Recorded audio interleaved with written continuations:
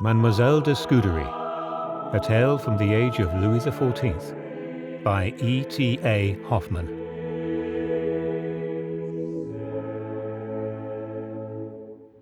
It was in the Rue Saint-Honoré that the little house was situated which Mademoiselle De Scudery, famous for her charming poems, occupied by the grace and favour of Louis XIV and Madame de Maintenon. Towards midnight, it would have been in the autumn of the year 1680, there was a sudden violent hammering on the door, which echoed through the whole hall.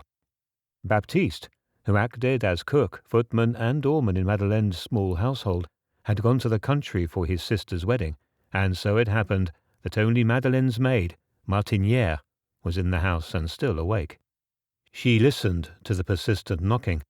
She remembered that Baptiste was away, and that she and Mademoiselle were alone and unprotected. All the crimes ever committed in Paris, burglary, theft, murder, rushed through her mind. She was certain that a mob of cutthroats, having heard the house was unguarded, was rampaging outside, and so she remained in her room, quailing and quaking, and cursing Baptiste and his sister's wedding. Down below, the knocking still thundered on, and it seemed to her as if a voice were calling at intervals. "For Christ's sake, open the door! Open up!" Finally, with growing anxiety, Martinière seized the candlestick with its lighted candle and ran out into the hall.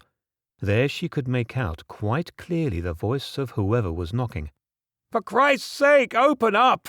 Indeed, thought Martinière, no robber would talk like that. Who knows? It may be someone being pursued who is seeking refuge with my mistress. She is known for her good deeds, but one can't be too careful. She opened a window and called down, asking who was banging on the door at that hour of the night and waking everybody up, and trying as hard as possible to make her deep voice sound as masculine as it could.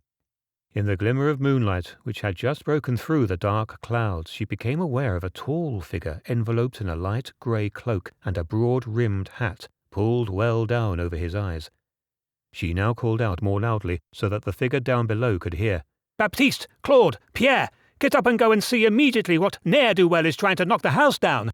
Then the voice came up from below with a softer, almost pleading tone. "Ah, Martinière, now I know it's you, dear lady, hard as you have tried to disguise your voice. I also know that Baptiste has gone into the country and you are alone with your mistress in the house. Just open the door for me without delay. Don't be afraid.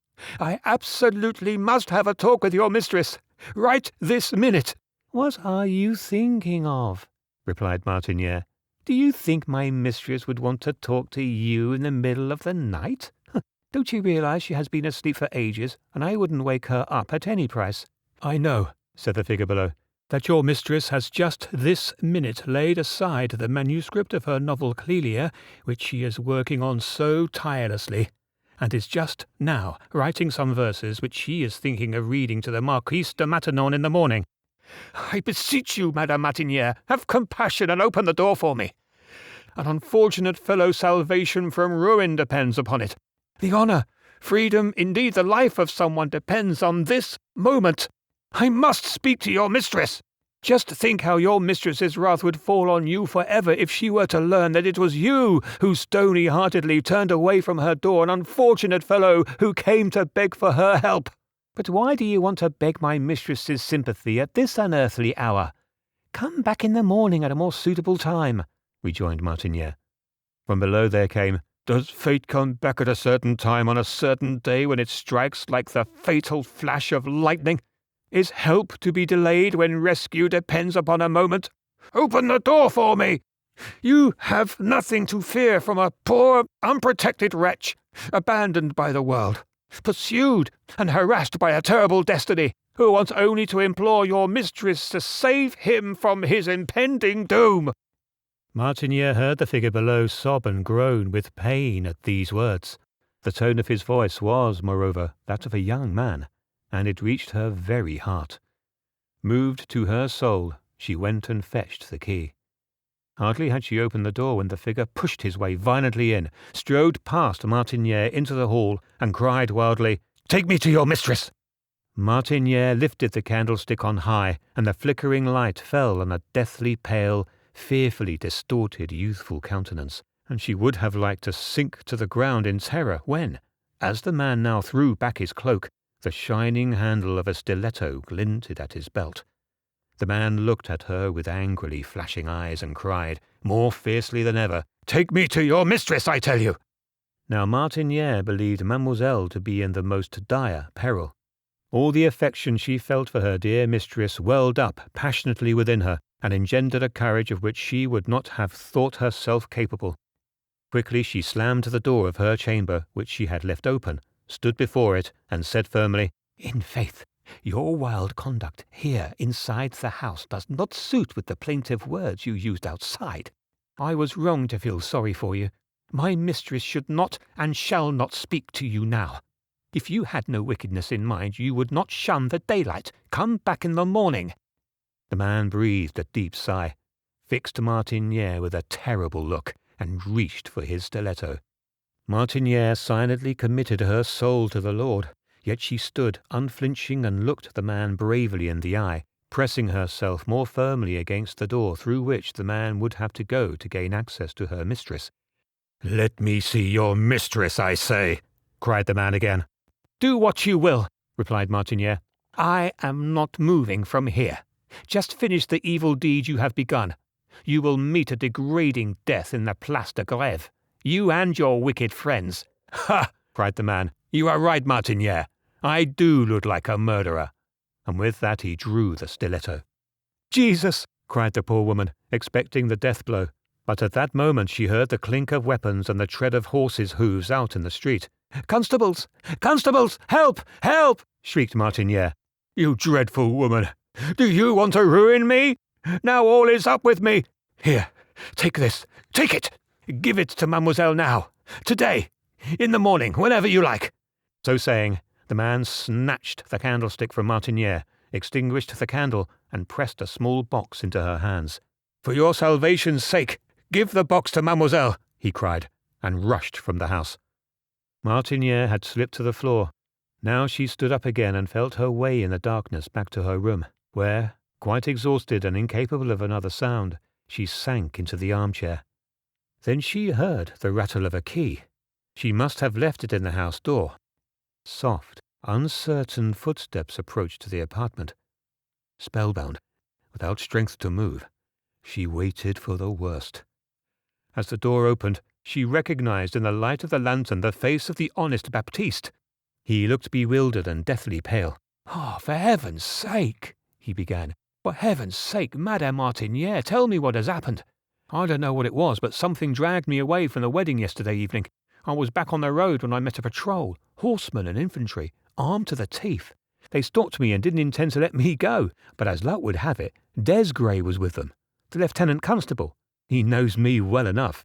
'Hey, Baptiste, what are you doing out here at night?' he says. 'You must stay home and keep guard. It's dangerous out here. We think we may still make a good catch tonight.' You would hardly believe, Madame Martiniere, how those words terrified me. Then, when I reached our doorstep, a cloaked figure darted out of the house with a drawn stiletto and sent me flying. The house was open, the key was in the lock. Tell me, what does all this mean?" Martiniere, no longer in fear for her life, related all that had happened. Then she and Baptiste went together into the hall. They found the candlestick on the floor where the stranger had dropped it as he fled. "It is only too obvious," said Baptiste, "that our Mademoiselle was to have been robbed and probably murdered. You told me the man knew you were alone with Mademoiselle. Indeed, that she was still awake and at her writing. For certain, he was one of those accursed scoundrels who get into houses and spy out everything that may be useful to them in their devilish designs. And that little box, Madame Martiniere, that I think we shall throw into the Seine at its deepest spot. Who knows? It may be some mad attempt on our mistress's life, so that when she opens it she drops dead, like old Marquis de Tournay when he opened that letter he received from someone he didn't know." After a lengthy consultation, the faithful couple finally resolved to tell their mistress everything in the morning, and, after due warning, to hand over to her the mysterious box. Baptiste's fears were well founded. Paris was at that time the scene of horrific atrocities, the agent of them one of the most devilish inventions of hell. Herr Glasser, a German apothecary and finest chemist of his time, occupied himself, a frequent temptation for people of learning, with alchemical experiments. His aim was to discover the philosopher's stone. An Italian named Exili had apprenticed himself to him. To learn the art of alchemy, however, was only a pretext. The mixing, boiling, and sublimation of poisons was his real objective, and he at last succeeded in preparing a fine potion, odorless and tasteless, quickly fatal or killing slowly, and leaving behind no trace in the human body. Exili went to work very discreetly, yet still he fell under suspicion and was taken to the Bastille, where he was shortly afterwards joined in his cell by Captain Godin de Sainte-Croix. Sainte-Croix had long been living with the Marquise de Brinvilliers in a relationship which had brought shame on her whole family.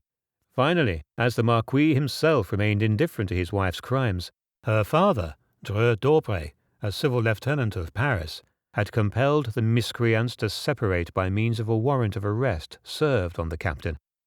Characterless, inclined to depravity from his youth up, jealous and revengeful without limit, Sainte-Croix could have encountered nothing more to his liking than Exili's devilish secret.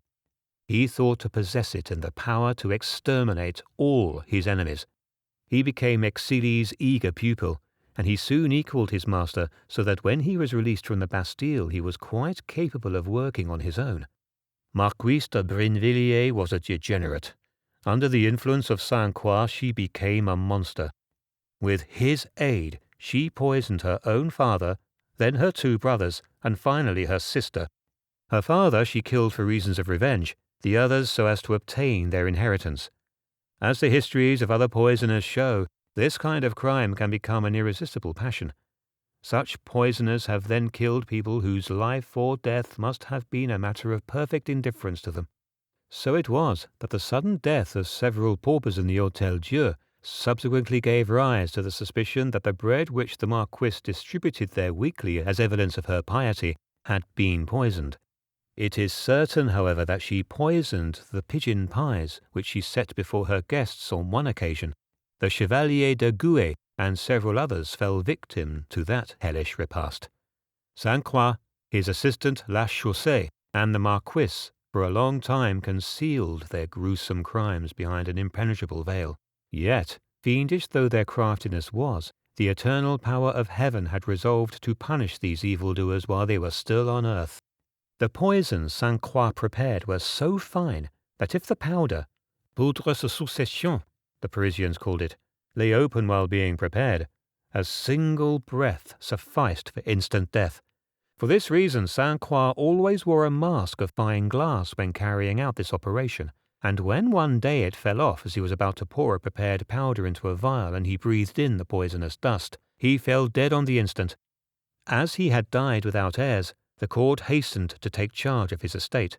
There, locked in a case, they found his whole fiendish arsenal of poisons, and they also discovered letters from the Marquise, which left no doubt as to her complicity in his crimes.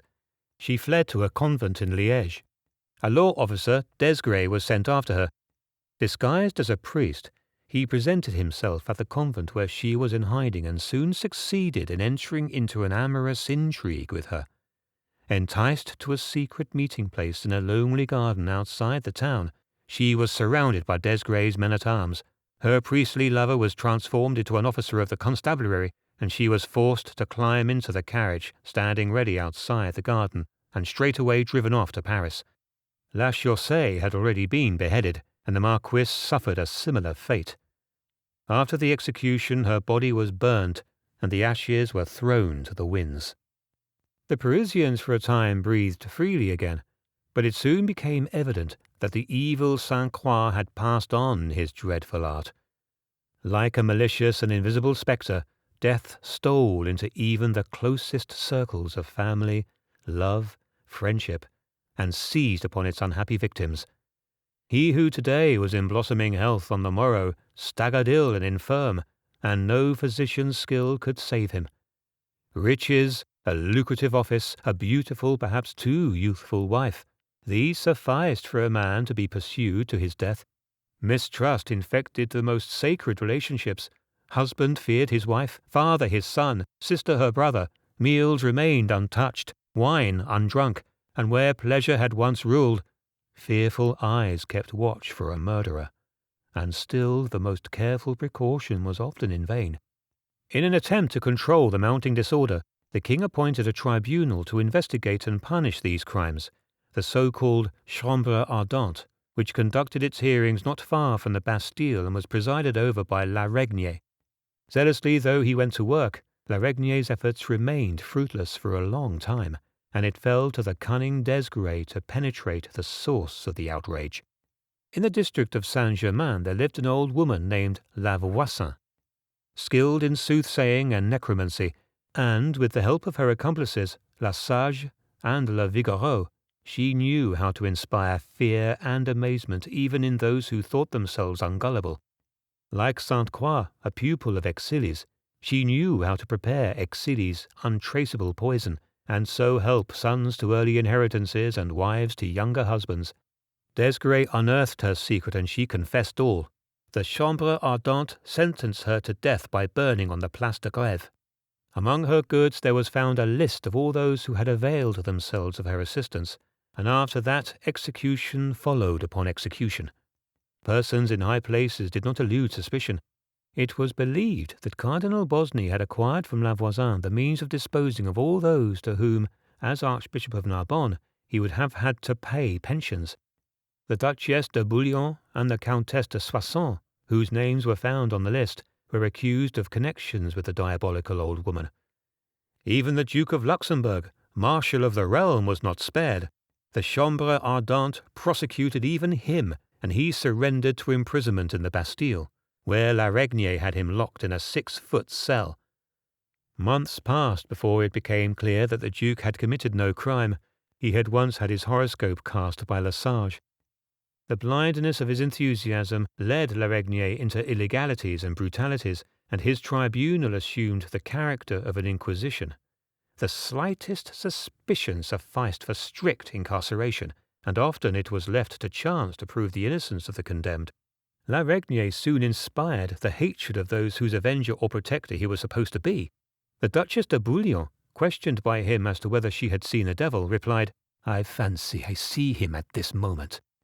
The blood of the guilty and the innocent flowed at the Place de Grève, and as a result death by poison at length grew more and more rare, but trouble of another sort now appeared, to spread fresh consternation.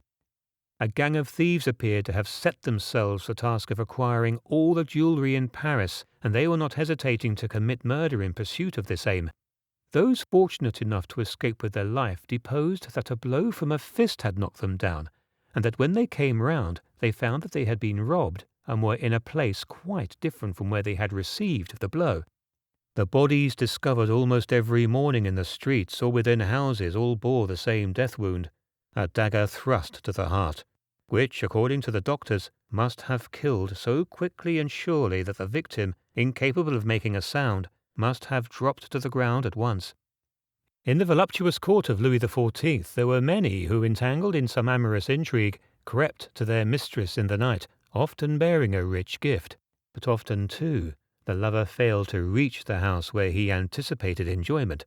Sometimes he fell on the threshold, sometimes even before his mistress's door, who, horror-stricken, found his body in the morning.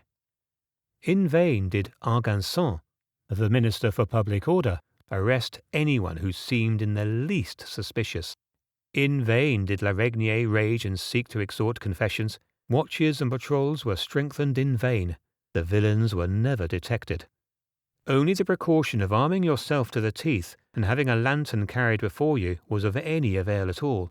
Even so, there were cases of servants being distracted and masters being murdered and robbed at the same instant. What was very peculiar was that, despite investigation and inquiries in every place where jewels could in any way be disposed of, not the slightest trace of the stolen gems ever came to light. Desgrais was enraged that the villains knew how to elude even his cunning. The quarter of the city in which he happened to be remained quiet, while the murderous thief was stalking his victim in another. He resorted to theatricals, creating several versions of himself, all so similar in walk, stance, speech, figure, and facial expression that even the constables did not know who the real Desgrais was. Meanwhile, at the risk of his life, he eavesdropped alone in secret hideaways, and at a distance followed this person or that, who, on his instructions, was carrying jewellery. But such a person was never attacked. The thieves knew of this trick too. Desgrais fell into despair. One morning he went to Régnie, pale, with face distorted, and quite beside himself. "What have you got? What's the news?" the president asked him.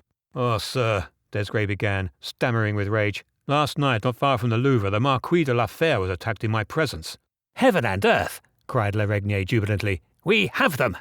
"Just listen," Desgrais interrupted with a bitter laugh. "Listen first of all to how things turned out. I was standing outside the Louvre, all hell pent up inside me, waiting for the devils who are making me a laughing-stock. Then there came along, walking uncertainly, constantly looking behind him, a figure who went past me, close by, but without seeing me.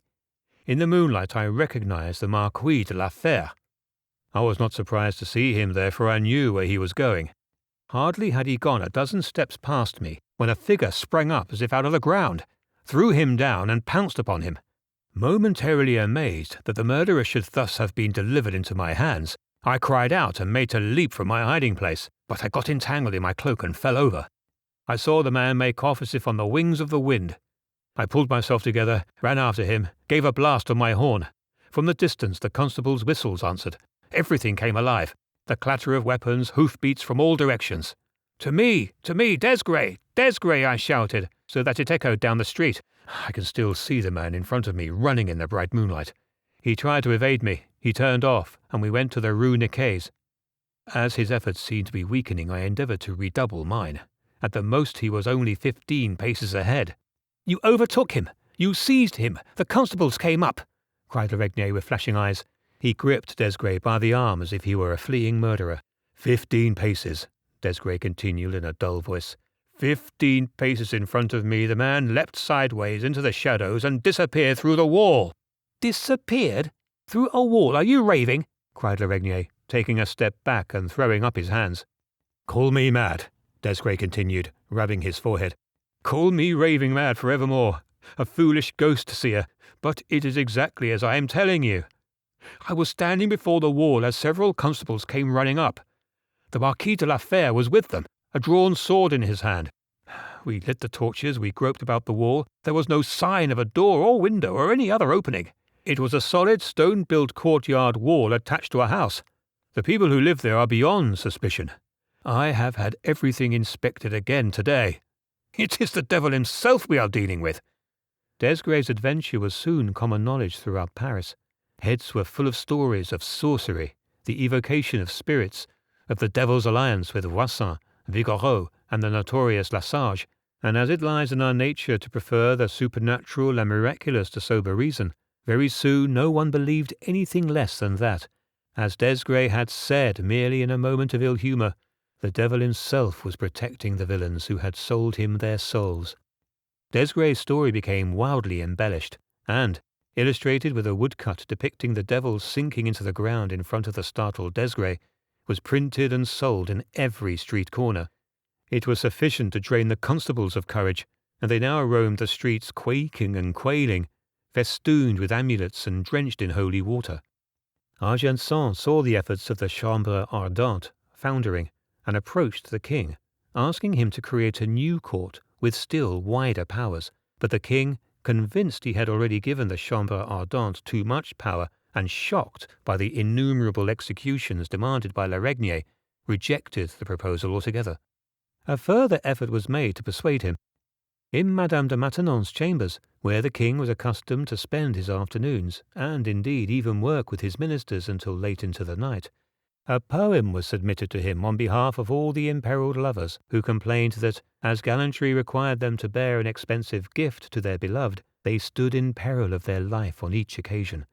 Honourable and desirable though it might be to spill one's blood for one's beloved in chivalrous combat, it was quite otherwise with the treacherous attacks of a murderer, against whom no one could arm himself.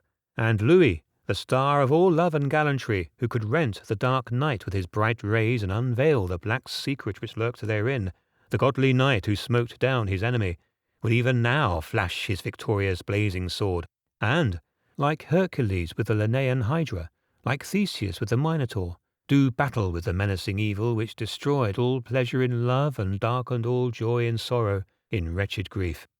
The poem conveyed how the lover, creeping on his secret way to his beloved, was filled with such fear and distress that his anxiety killed all joy in love, every beautiful adventure in gallantry, and as it ended in grandiloquent praise for Louis XIV, the king could not fail to read it with satisfaction. He turned briskly to Madame Maintenon without taking his eyes from the paper, read the poem again aloud, and then asked, smiling, what she thought of the desires of the imperilled lovers. Madame Maintenon, true to her serious nature and, as always, with a certain show of piety, replied that secret, forbidden paths did not merit special protection, but that the dreadful criminals did merit special measures for their extermination. The king, unhappy with such an indecisive answer, folded the paper and was about to rejoin his Secretary of State, who was at work in another room, when his eyes happened to light on Mademoiselle De Scudery, who was present and had just taken her seat in a small armchair close to Madame Maintenon. He stepped over to her. His smile, which had vanished, now reappeared, and standing before the lady and again unfolding the poem, he said mildly, "The Marquise wishes to know nothing of the gallantries of our enamoured gentleman and is avoiding my question. But you, mademoiselle, what do you think of this poetic petition?" Mademoiselle De Scudery rose respectfully from her chair. A fleeting blush like the glow of evening passed over the pale cheeks of the worthy old lady, and, curtsying low, she said with downcast eyes, "Un amant qui craint les voleurs n'est pas digne d'amour." The king, amazed at the chivalrous spirit of these words, which annihilated the whole poem and its tedious tirade, cried with flashing eyes, "By Saint Denis, you are right, mademoiselle. No measure which strikes the innocent with the guilty shall shelter cowardice. Let Argenson and La Reynie do their duty.